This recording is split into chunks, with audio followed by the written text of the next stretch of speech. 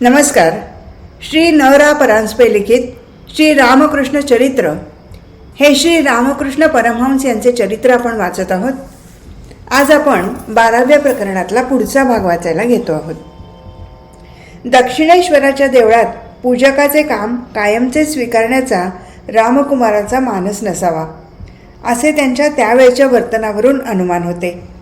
त्यांचा बेत असा असावा की देवीच्या प्रतिष्ठापनेचा विधी व समारंभ उरकला म्हणजे परत सामारू पुकूरला जावे. त्या दिवशी देवाच्या पूजकाचे काम स्वीकारून आपण म्हणजे काही अशास्त्रीय गोष्ट करत आहोत असे त्यांना मुळीच वाटत नव्हते. असे गदाधराशी त्यांच्या त्यावेळच्या वर्तनावरून स्पष्ट दिसून येते. तो प्रकार असा. समारंभ आटोपल्यावर गदाधर रात्री घरी परत गेला. रामकुमार रात्री घरी आले नव्हते. त्यांची विचारपूस करण्यासाठी असो, अगर काही विधी अजून शिल्लक राहिले होते ते पाहण्याच्या कौतुकाने असो, तो सकाळीच दक्षिणेश्वरी गेला. बराच वेळ झाला तरी रामकुमार परत फिरण्याचे काहीच चिन्ह दिसेना. म्हणून तो दुपारीच परत फिरला व तेथील काम संपले म्हणजे आपला भाऊ परत येईल या विचाराने पुढे 5-7 दिवस तो दक्षिणेश्वरी गेलाच नाही. तरीही रामकुमार परत आले नाहीत. तेव्हा हा प्रकार आहे तरी काय हे पाहावे म्हणून पुन्हा 7वे-8वे दिवशी गदाधर दक्षिणेश्वरी गेला व तेथे त्याला समजले की आपल्या वडील भावाने तेथे पूजकाचे काम कायमचे स्वीकारले आहे. हे ऐकून त्याला कसेसेच वाटले. आपल्या पिताने शूद्राचे नुसते दानही कधी घेतले नाही व आपला भाऊ तर शूद्राची चाकरी करू लागला आहे, याला काय म्हणावे. अशा विचाराने त्यांनी नोकरी सोडावी म्हणून गदाधरने त्याला मनापासून विनवले. रामकुमारांनी आपल्या धाकट्या भावाचे सर्व म्हणणे शांतपणे ऐकून घेतले व नाना प्रकारांनी शास्त्र व युक्ती यांच्या साहाय्याने आपल्या भावाची समजूत करण्याचा प्रयत्न केला, पण व्यर्थ. सरते शेवटी ही गोष्ट रामकुमारांनी चांगली केली की वाईट केली हे ठरवण्यासाठी चिठ्ठ्या टाकण्याचे ठरवले. व चिठ्ठीतही जेव्हा रामकुमारांनी हे चांगले केले असे झाले तेव्हा गदाधराची समजूत पडली. हे सर्व ठीक झाले, पण आता पाठशाळा बंद होणार व वडील भाऊ दक्षिणेश्वरी राहणार, तेव्हा आता आपली वाट काय असा प्रश्न गदाधरापुढे आला. त्या विचारात त्याचा बराच वेळ गेला व घरी परत फिरण्यासही फार उशीर झाला. म्हणून त्या दिवशी तो तेथेच राहिला. रामकुमारांनी त्याला देवीचा प्रसाद घेण्यास सांगितले, पण काही केला तो प्रसाद म्हणून घेईच ना. रामकुमार म्हणाले, अरे गंगेच्या पवित्र पाण्याने स्वयंपाक केलेला व पुन्हा तो देवीचा प्रसाद असे असून तू तो प्रसाद का घेत नाहीस. तरीही गदाधर तो घेण्यास तयार होईना. मग रामकुमार म्हणाले, हे बघ, तर मग असे कर, कोठीतून शिधा घे व गंगेच्या वाळवंटात आपल्या हाताने स्वयंपाक करून खा म्हणजे तर झाले. गंगेच्या पात्रातील व तीरावरील सर्व वस्तू पवित्र असतात हे तर तुला मान्य आहे. गदाधराची आहारविषयक निष्ठा त्याच्या गंगाभक्तीपुढे पराजित झाली. रामकुमार शास्त्र व युक्ती यांच्या सहाय्याने जी गोष्ट करू शकले नाहीत ती विश्वास व भक्ती यांनी सहज करून टाकली. गदाधर त्या दिवसापासून स्वहस्ते स्वयंपाक करून जेवू लागला व दक्षिणेश्वरीच राहू लागला. खरेच श्री रामकृष्णांची गंगेवर काही विलक्षण भक्ती असे. गंगेच्या पाण्याला ते ब्रह्मवारी म्हणत. ते म्हणत गंगेच्या तीरावर राहिल्यास माणसाचे मन अत्यंत पवित्र होऊन त्यात धर्मबुद्धी आपोआप उत्पन्न होते. गंगेच्या पवित्र उदकाला स्पर्श करून वाहणारा वारा गंगेच्या दोन्ही तीरावर जेथपर्यंत वाहतो तेथपर्यंत भूमी पवित्र असते. त्या प्रदेशातील रहिवाशांच्या अंतःकरणात सदाचार, ईश्वरभक्ती, निष्ठा व तपश्चर्या करण्याची इच्छा गंगामातेच्या कृपेने सदा सर्वकाळ विद्यमान असते. पुष्कळ वेळेपर्यंत सांसारिक गप्पा गोष्टी बोलून अथवा विषयी लोकात मिसळून जर कोणी त्याच्या दर्शनास आला तर ते त्याला म्हणत, जा थोडे गंगेचे पाणी पिऊन ये, जा. आपल्या भेटीस आलेल्या मंडळींपैकी एखादा घोर विषयासक्त व ईश्वर विमुख आहे असे त्यांना दिसून आल्यास तो मनुष्य निघून गेल्यावर तो बसलेल्या जागेवर ते गंगेचे पाणी शिंपडीत. प्रातर्विधीत जर कोणी गंगेच्या पाण्याचा उपयोग करीत असल्याचे दिसले तर त्यांना अत्यंत दुःख होई. असो, सारा दिवस जेथे पक्ष्यांचा किलबिलाट चालला आहे अशा पंचवटीने सुशोभित उद्यान, गंगेचा धीर गंभीर प्रवाह, सुंदर व प्रचंड असे देवीचे मंदिर, त्यात अहर्निश चाललेली देवसेवा वगैरे गोष्टींनी गदाधराचे मन हळूहळू दक्षिणेश्वरी रमू लागले व लवकरच कामारू पुकूर झामारू पुकूर यांची त्याला आठवणही येईनाशी झाली. त्याचा सर्व काळ मोठ्या आनंदात जाऊ लागला. श्री रामकृष्णांची पूर्वोक्त आहारनिष्ठा पाहून कोणी कोणी म्हणतील की अशा प्रकारची अनुदारता तर सर्वच ठिकाणी दिसून येते. मग श्री रामकृष्णांच्याही ठिकाणी ती होती असे सांगण्याने असे सिद्ध करण्याचा तुमचा हेतू आहे की काय? अशी अनुदारता नसेल तर कोणतीही आध्यात्मिक उन्नती होणे शक्य नाही. त्यांना इतकेच सांगणे आहे की अनुदारता व अत्यंत दृढनिष्ठा या दोन गोष्टी एकच नव्हेत. पहिलीचा जन्म अहंकारामध्ये आहे व ती असेल तर आपण जे समजतो तेच ज्ञान व जे काही करतो तेच योग्य असे वाटाव्यास लागून मनुष्य प्रगतीचा उन्नतीचा मार्ग हरवून बसतो. शास्त्रावर व आप्तवाक्यावर विश्वास यामध्ये दुसरीचा जन्म आहे. तिचा उदय झाला असता अहंकाराच्या कचाट्यातून निसटून मनुष्य उन्नतीच्या मार्गात अग्रसर होतो व क्रमाक्रमाने सत्याचा अधिकारी होतो. निष्ठेचा उदय झाला असता प्रथम मनुष्याच्या वर्तनात अनुदारपणा दिसू लागणे शक्य आहे. परंतु पुढे तिच्या योगाने त्याला आपला मार्ग अधिकाधिक उज्ज्वल दिसू लागतो व त्या निष्ठेवरील संकुचितपणाचे अनुदारतेचे आवरण आपोआप गळून पडते. म्हणून आध्यात्मिक उन्नतीच्या मार्गात निष्ठेची एवढी महती वर्णलेली आहे. श्री रामकृष्णांच्या जीवनातही ती दिसत असल्यामुळे ही गोष्ट निस्संशय समजते की दृढनिष्ठा ठेवून शास्त्राच्या आज्ञेप्रमाणे जर आपण आध्यात्मिक मार्गात अग्रसर होऊच तरच यथाकाली आपण उदारतेचे अधिकारी होऊन शांती सुखाचा लाभ करून घेऊ, नाहीतर नाही. श्री रामकृष्ण म्हणत असत, काट्यानेच काटा काढावा लागतो. त्याचप्रमाणे निष्ठेचे अवलंबन करूनच आपल्याला उदारता प्राप्त करून घेतली पाहिजे. शासन नियम यांना अनुसरूनच शासनातीत नियमातीत अशी अवस्था प्राप्त करून घ्यावी लागते. यौवनाच्या आरंभी श्री रामकृष्णांच्या जीवनात अशा प्रकारची असंपूर्णता पाहून कोणी म्हणेल, तर मग त्यांना ईश्वरावतार असे कशाला म्हणता? मनुष्यच म्हणावयास काय हरकत आहे?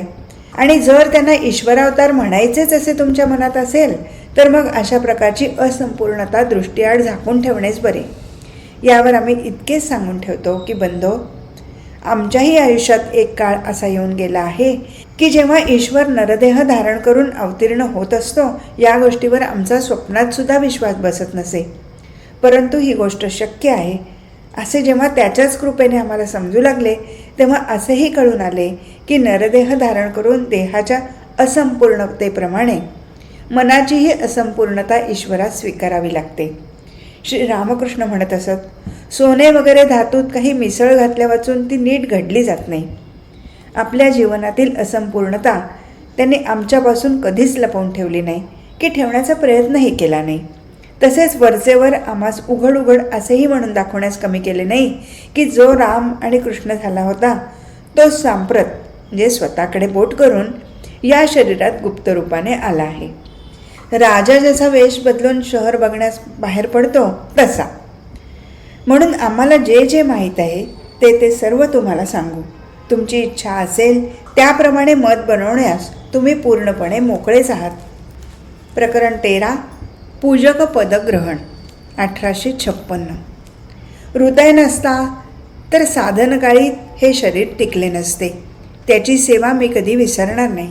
श्री रामकृष्ण. देवीची प्राणप्रतिष्ठा झाल्यावर थोड्याच दिवसात गदाधर दक्षिणेश्वरीच राहण्यास गेला व आपला काळ आनंदाने घालू लागला असे वर सांगितलेच आहे. त्याचे सुंदर रूप, मनोहर आवाज, नम्र व विनयशील वृत्ती व एवढ्या लहान वयातही एवढी धर्मनिष्ठा पाहून राणीचे जावई मथुर बाबू यांचा त्याच्याविषयी फार अनुकूल ग्रह झाला व हळूहळू त्यांची त्याचवर फार मर्जी बसली. असे अनेकदा दिसून येते की आयुष्यात ज्यांचा व आपला विशेष जिव्हाळ्याचा संबंध येणार असतो त्यांच्या प्रथम भेटीच्या वेळी कधीकधी आपल्या हृदयात एक प्रकारे प्रेमाचे आकर्षण उत्पन्न होत असते. शास्त्रे म्हणतात की असे होण्याचे कारण पूर्वजन्मातील संस्कारच होत. आणि श्री रामकृष्णांचा व मथुरबाबूंचा यानंतरचा 14 वर्षाचा अलौकिक व दिव्य संबंध पाहिला म्हणजे असे मानल्या वाचून गत्यंतरच नाही असे वाटू लागते. असो, देवीची प्राणप्रतिष्ठा झाल्यानंतर सुमारे 1 महिनाभर गदाधर स्वस्थच होता. पुढे काय करायचे याबद्दल त्याने काहीच ठरवले नव्हते. मथुरबाबूंच्या मनात देवीच्याच सेवेत मुख्य पूजकाच्या हाताखाली त्याला नेमायचे होते व रामकुमाराजवळ त्यांनी तसे बोलूनही दाखवले. परंतु आपल्या भावाची मनस्थिती त्यांना पक्की माहीत असल्यामुळे तो याला कबूल होणार नाही असे त्यांनी मथुरबाबूंना सांगितले. मथुरबाबू एवढ्याने स्वस्थ बसणार नव्हते, तरी पण त्यावेळी त्यांनी विशेष आग्रह धरला नाही व योग्य संधी येण्याची ते वाट पाहत बसले. श्री रामकृष्णांच्या जीवनात जिचा अत्यंत निकट संबंध होता अशी एक व्यक्ती त्या सुमारास दक्षिणेश्वरी आली. ती म्हणजे त्यांची आते बहीण हेमांगिनी हिचा मुलगा हृदयनाथ मुखर्जी. हा यावेळी काही काम मिळेल तर पाहावे म्हणून तेथे आला होता व आपले मामा येथे राहतात असे पाहून तो तेथेच त्यांच्याबरोबर मोठ्या आनंदाने राहू लागला. श्री रामकृष्ण व तो हे दोघे समवयस्कच होते व त्यांना लहानपणापासून एकमेकांची चांगली माहिती होती. हृदय चांगला उंच व देखणा मुलगा होता. तो शरीराने जसा सुदृढ व बलिष्ठ होता तसाच मनानेही उद्यमशील व निर्भय होता. संकटसमयी तो मुळीच डगमगून जात नसे व त्यातून बाहेर पडण्याचा काहीतरी मार्ग तो हटकून शोधून काढी. त्याचे आपल्या धाकट्या मामावर म्हणजे गदाधरावर अत्यंत प्रेम असे व त्यांना सुखी ठेवण्यासाठी वाटेल ते कष्ट सोसण्यास तो सदैव तयार असे. हृदयाला आळस कसा तो मुळीच ठाऊक नसे. तो नेहमी कोणत्या ना कोणत्या तरी कामात गुंतलेला असे. हृदयाचा स्वभाव काहीसा स्वार्थपरायणही असे व त्याच्या हृदयात भक्तिभाव मुळीच नसल्यामुळे त्याचे परमार्थाकडे फारसे लक्ष नसे. त्याची स्वार्थपरायणता कधीच समूळ नष्ट झाली नाही. पुढे पुढे त्याच्यामध्ये थोडीशी भाविकता व निस्वार्थ बुद्धी दिसे, पण तो केवळ श्री रामकृष्णांच्या दिव्य संगतीचाच परिणाम होता. शरीराला आवश्यक अशा आहार विहारादी सर्व प्रकारच्या गोष्टींमध्ये पूर्ण उदासीन, सर्वदा विचारशील व स्वार्थगंधशून्य अशा श्री रामकृष्णांना हृदयासारखा उद्योगी, साहसी, श्रद्धासंपन्न व आपल्यावर जीवापलीकडे प्रेम करणारा असा कोणीतरी मदतगार अवश्य पाहिजेच होता. श्री जगदंबेने एवढ्यासाठी श्री रामकृष्णांच्या साधनाखाली हृदयाला त्यांच्याजवळ आणून ठेवले असावे की काय, कोण सांगावे. एवढे मात्र खास की हृदय जर नसता तर साधनकाळी श्री रामकृष्णांचे शरीर टिकणेच अशक्य होते आणि त्याचमुळे त्याचे नाव श्री रामकृष्णाच्या चरित्रात अमर झाले असून याचमुळे हृदयराम आम्हा सर्वांना सदैव पूज्य झाला आहे. हृदय दक्षिणेश्वरी आला तेव्हा गदाधरांना 21वे वर्ष लागले होते. हृदय आल्यामुळे त्यांचे दिवस अधिकच आनंदात जाऊ लागले. त्या दोघांनी स्नान, संध्या, उठणे बसणे वगैरे सर्व व्यवहार एकत्रच करावे. हृदय आपल्या मामाच्या मनाविरुद्ध कोणतीही गोष्ट करत नसे अथवा त्यांच्या बाह्यातकारी निरर्थक व निष्कारण अशा वर्तनासंबंधी उगीच पंचायत करीत नसे की त्यांना त्याबद्दल काही विचारतही नसे. गदाधरांना असा स्वभाव फार आवडे व म्हणून हृदय त्यांना अत्यंत प्रिय वाटू लागला. हृदय आमच्यापाशी कित्येकदा म्हणे, या वेळेपासून श्री रामकृष्णांबद्दल माझ्या हृदयात काही विलक्षण प्रेम व आकर्षण उत्पन्न झाले. मी नेहमी छायेप्रमाणे त्यांच्याबरोबर असावे, त्यांना सोडून कुठेही जाऊ नये असे वाटावे. ते कुठे 5 मिनिटे दृष्टीआड झाले तर मन अगदी अस्वस्थ व्हावे. आम्ही सर्व व्यवहार एकत्र करावेत. फक्त दुपारी काही वेळ आमची ताटातूट होई, कारण ते शिदा घेऊन पंचवटीखाली स्वयंपाक करून जेवीत व मी देवीचा प्रसादच घेत असे. त्यांच्या स्वयंपाकाची सर्व तयारी मीच करून देई. ते आपल्या हाताने करून खात तरी तेथे जेवणे कित्येक दिवसापर्यंत त्यांना कसेसेच वाटे. आहारासंबंधीची त्यांची निष्ठा इतकी प्रबळ होती. दुपारी हाताने करून रात्री मात्र ते देवीचा प्रसादच ग्रहण करीत. पण कित्येक वेळा हा प्रसाद खात असता त्यांचे डोळे पाण्याने भरून यावे व रडत रडत त्यांनी जगदंबेला म्हणावे, आई, मला कोळ्याचे अन्न का खायला लावतेस. श्री रामकृष्ण स्वतः या संबंधाने कधीकधी म्हणत, कोळ्याचे अन्न खावे लागते म्हणून मनाला फार वाईट वाटावे. गरीब कंगाल भिकारीसुद्धा कोळ्याचे देऊळ म्हणून प्रथम तेथे भिक्षा घेत नसत. अन्न घ्यायलाच कोणी न मिळाल्यामुळे कित्येक दाते सारे अन्न गुरांनाच खायला घालीत अथवा गंगेत टाकून देत. श्री रामकृष्णांनी तेथे फार दिवस हाताने करून खाल्ले नाही हे मात्र आम्ही ऐकले आहे. यावरून असे वाटते की देवीचे पुजारी होईपर्यंत ते हाताने करून खात असावेत. दक्षिणेश्वरी आल्यानंतर 2-3 महिन्यातच ते पुजारी झाले. असो, आपल्यावर आपल्या मामांची फार प्रीती आहे ही गोष्ट हृदय जाणून असे. श्री रामकृष्णांचे सर्व व्यवहार त्यांचे समोरच होत, पण एका गोष्टीचा मात्र त्याला बरेच दिवस उलगडा झाला नाही, ती गोष्ट ही, तो आपल्या वडील मामांना म्हणजे रामकुमारांना काही मदत करण्यात गुंतलेला असे त्यावेळी, दुपारी जेवणानंतर तो थोडीशी वामकुक्षी करीत असे त्यावेळी, व संध्याकाळी तो आरती पाहत उभा असे त्यावेळी गदाधर त्याला तेथे तसेच सोडून कुठेतरी नाहीसे होत. हृदयने त्यांना पुष्कळ शोधावे, पण व्यर्थ. मग तास दीड तासाने ते परत आल्यावर, मामा तुम्ही कोठे होता असे विचारता त्यांनी स्पष्ट काहीच सांगू नये. म्हणावे, हा इथेच तर होतो. पुष्कळ दिवस पाळत ठेवल्यावर एकदा ते पंचवटीच्या बाजूने परत येत असताना त्याला दिसले. तेव्हा त्याला वाटले की बहुधा ते बहिर्दिशेस गेले असावे. तेव्हापासून त्याने त्याबद्दल फारशी चौकशी केली नाही. हृदय सांगत असे, एके दिवशी शिवमूर्ती तयार करून तिची पूजा करण्याची मामांना इच्छा झाली. लहानपणापासून त्यांना उत्तम प्रकारच्या मूर्ती करता येत असत. मनात येताच त्यांनी गंगेतील माती आणून नंदी व शिव यांच्या 2 उत्कृष्ट मूर्ती तयार केल्या व त्यांच्या पूजेत ते निमग्न झाले. इतक्यात मथुरबाबू सहज तेथे आले व एवढ्या तन्मयतेने मामा काय करीत आहेत ते पाहत असता त्या प्रतिमा त्यांच्या दृष्टीस पडल्या. शिवमूर्ती लहानच होती, पण फार उत्कृष्ट साधली होती. ती मूर्ती मामानेच तयार केल्याचे ऐकून मथुरबाबांना फार आश्चर्य वाटले व पूजा झाल्यावर ती मूर्ती माझ्याजवळून घेऊन त्याने पुन्हा नीट निरखून पाहिली व मोठ्या कौतुकाने ती राणीकडेही पाहण्यास पाठवून दिली. ती मूर्ती पाहून राणीसही आश्चर्य वाटले. गदाधरांना नोकरीवर ठेवण्याचे बरेच दिवस त्यांच्या मनात होतेच.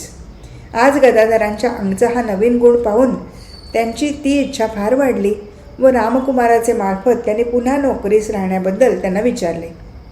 परंतु गदाधरांनी एक भगवाना वाचून मला कोणाचीही नोकरी करायची नाही असे स्पष्ट उत्तर त्यास दिले.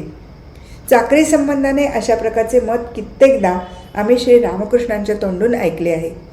साधारणपणे स्थिती बरी असतानासुद्धा चाकरी स्वीकारणाऱ्या मनुष्यास ते हीन समजत.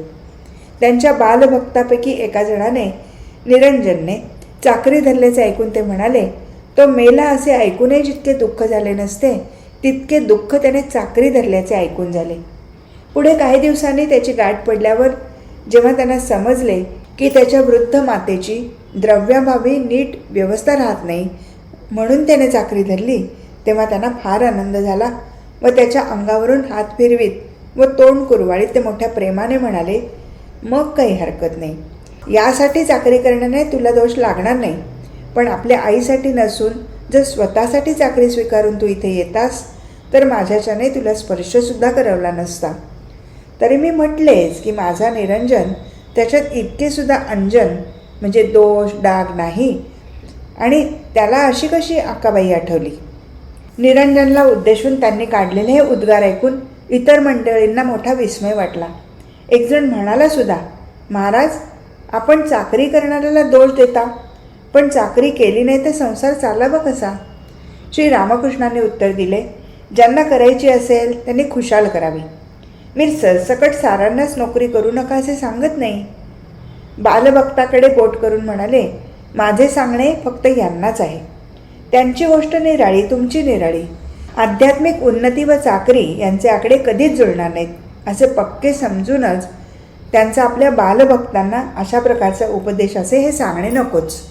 वडील भावाकडून मथुरबाबूंची इच्छा कळल्यापासून गदाधर मथुरबाबूंपुढे जाण्याचे अगर त्यांच्या दृष्टीस पडण्याचे टाळू लागले. कारण सत्य व धर्म यांचे पालन करण्यात ते जशी कोणाची भीड मुरवत धरत नसत, तसेच उगीच एखाद्याला कष्ट देणेही त्यांच्या जीवावर येत असे. तसेच कोणतीही आशा मनात न धरता गुणी व्यक्तीच्या गुणाचा आदर करणे व मानी व्यक्तीला सरळ चित्ताने मान देणे हा त्यांचा स्वभावच होता. म्हणून देवालयात पूजकाचे काम स्वीकारायचे की नाही याचा स्वतःशीच निश्चय ठरण्यापूर्वी मथुरबाबूंच्या प्रश्नाला त्यांना न रुचेल असे उत्तर जर आपण दिले तर त्यांना वाईट वाटेल व ते आपल्यालाही बरे दिसणार नाही, या विचारानेच ते मथुरबाबूस टाळू लागले हे खास. अलीकडे दक्षिणेश्वरी त्यांचा जसजसा अधिक काळ जाऊ लागला होता तसतसे आपल्यास येथेच राहण्यास मिळेल तर बरे होईल असेही त्यांच्या मनाला वाटू लागले होते व ती जागा अधिकाधिक आवडू लागली होती. म्हणून आपला ठाम विचार ठरेपर्यंत मथुरबाबूपासून दूर राहावे असे त्यांना वाटत होते. परंतु ते ज्या गोष्टीला भीत होते तीच गोष्ट एके दिवशी सहज घडून आली. त्या दिवशी मथुरबाबू देवीच्या दर्शनास आले असता त्यांनी दुरून गदाधरास पाहिले व त्यांना बोलवणे पाठवले. हृदय त्यांच्याबरोबर होताच. मथुर बाबूंना पाहताच गदाधर त्यांना टाळून दुसरीकडे जाण्याच्या बेतात होते. इतक्यात चाकराने बाबूसाहेब तुम्हाला बोलवत आहेत असे सांगितले. त्यांच्याकडे जाण्याचा त्यांचा विचार दिसेना असे पाहून हृदय म्हणाला, बाबू बोलवतात तर चला ना तिकडे. गदाधर म्हणाले, जाऊन काय करायचे आहे, इथे तू चाकरी करतोस काय असेच ते विचारणार. हृदय म्हणाला, मग त्यात काय बिघडले, थोरा मोठ्यांच्या आश्रयाने राहण्यात वाईट ते काय. गदाधर म्हणाला, जन्मभर चाकरी करीत बसण्याची माझी मुळीच इच्छा नाही. शिवाय इथे चाकरी धरली तर देवीच्या दागिन्यांबद्दल जबाबदार राहावे लागेल आणि तसली भानगड तर माझ्याच्याने मुळीच व्हायची नाही. तरी पण तू जर ही जबाबदारी पत्करत असशील तर नोकरी करायला माझी हरकत नाही. हृदय तरी नोकरीच्या शोधार्थच तेथे आला होता. त्याने गदाधरचे म्हणणे मोठ्या आनंदाने कबूल केले व मग ते दोघे मथुरबाबूंकडे गेले. गदाधराच्या अंदाजाप्रमाणे मथुरबाबूंनी त्यांना नोकरीबद्दल विचारले. गदाधरांनी आपले म्हणणे त्यांना स्पष्टपणे कळवले व मथुरबाबूही त्याला कबूल झाले. लगेच त्याच दिवशी त्यांनी गदाधरांना देवीच्या वेशकारी पदावर नेमले व हृदयला त्यांच्या व रामकुमाराच्या मदतीस दिले. हे झाले 1856. आपल्या भावाने चाकरी स्वीकारल्याचे पाहून रामकुमार निश्चिंत झाले. याप्रमाणे देवीची प्राणप्रतिष्ठा झाल्यावर 3 महिन्याच्या आत गदाधरांनी तेथे पूजकाची जागा पत्करली. पूजेच्या वेळेची त्यांची तन्मयता, इतर वेळचा त्यांचा सरळ व्यवहार, त्यांचे सुंदर रूप व आवाज याने मथुरबाबूंच्या मनात त्यांच्याविषयी अधिकाधिक आदर व प्रेम उत्पन्न होऊ लागले. त्याच वर्षी गोकुळाष्टमीच्या दुसऱ्या दिवशी श्री राधा गोविंदजीचा पूजक क्षेत्रनाथ याच्या हातून गोविंदजीची मूर्ती खाली फरशीवर पडून तिचा एक पाय भंगला. पुजारी बिचारा पडला. त्याला लागले ते कोठेच गेले. पण आता मथुरबाबू काय करतात या भीतीने त्याच्या अंगाचा थरकाप झाला. भंगल्या मूर्तीची पूजा करणे तर शास्त्र निषिद्ध आहे. मग आता याला काय उपाय. मथुरबाबूंनी एक शास्त्रज्ञ पंडितांची सभा बोलवली व त्यांना त्याबद्दल मत विचारले. सभेत सर्वांनी असे सांगितले की भग्नमूर्ती काढून टाकावी व तिच्याऐवजी दुसरी एक आणून बसवावी. ती मूर्ती सुंदर असल्यामुळे पंडितांचा हा निर्णय ऐकून मथुरबाबूंना आता ती मूर्ती टाकून द्यावी लागणार या विचाराने वाईट वाटले. परंतु बाबा श्री रामकृष्णास ते बाबा म्हणत असत. याबद्दल काय म्हणतात ते तर पाहू असा त्यांनी विचार केला. त्यांना विचारताच ते म्हणाले, राणीच्या जावयांपैकी एखाद्याचा पडून पाय मोडला तर त्याला टाकून देऊन त्याच्या जागी दुसरा एक जण आणून ठेवायचा की त्याचा पाय दुरुस्त करण्याची व्यवस्था करायची. इथेही तसेच केले पाहिजे.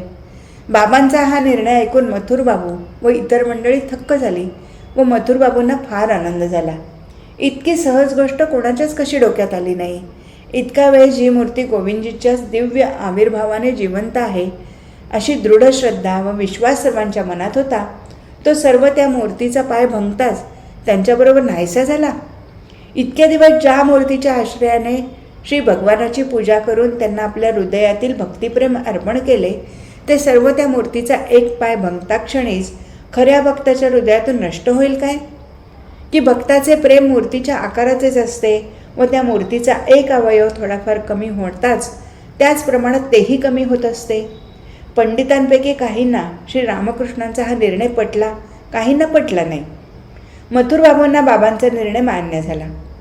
श्री रामकृष्णांनी तो भंगलेला पाय अशा बेमालूम रीतीने बसवला की त्या मूर्तीचा पाय भंगलेला आहे असे कोणाच्याही लक्षात येऊ नये.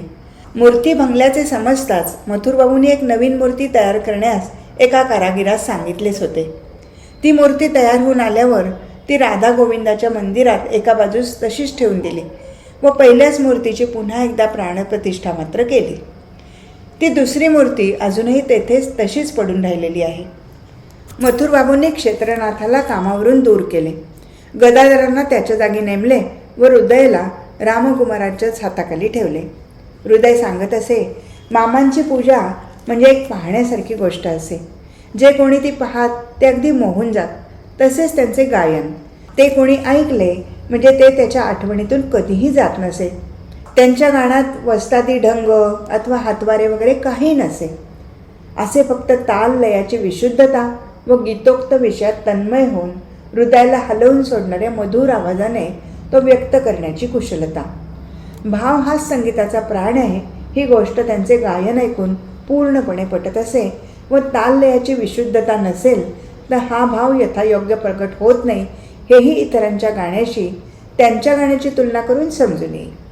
राणी रासमणीला त्यांचे गाणे फार आवडे. ती देवीच्या दर्शनास आली म्हणजे तिने नेहमी त्यांच्याकडून गाणी म्हणून घ्यावी. त्यांचे गायन इतके मधुर लागण्याचे आणखीही कारण असे, ते गात असता इतके तन्मय होऊन जात की आपण दुसऱ्या कोणास गाऊन दाखवित आहोत याचा त्यांना पूर्ण विसर पडे. गीतोक्त विषयात ते इतके तन्मय होऊन जात की त्यांचे इतर कशाकडेही लक्ष नसे. अत्यंत भक्तीने गाणारे सुद्धा श्रोत्यांकडून प्रशंसा मिळवण्याची थोडीफार तरी अपेक्षा करीत असतात. पण श्री रामकृष्णांची गोष्ट तशी नसे व कोणी त्यांच्या गाण्याची प्रशंसा केली तर हे लोक या गीतोक्त विषयाचीच प्रशंसा करीत आहेत, आवाजाची नव्हे, असेच खरोखर त्यांना वाटे.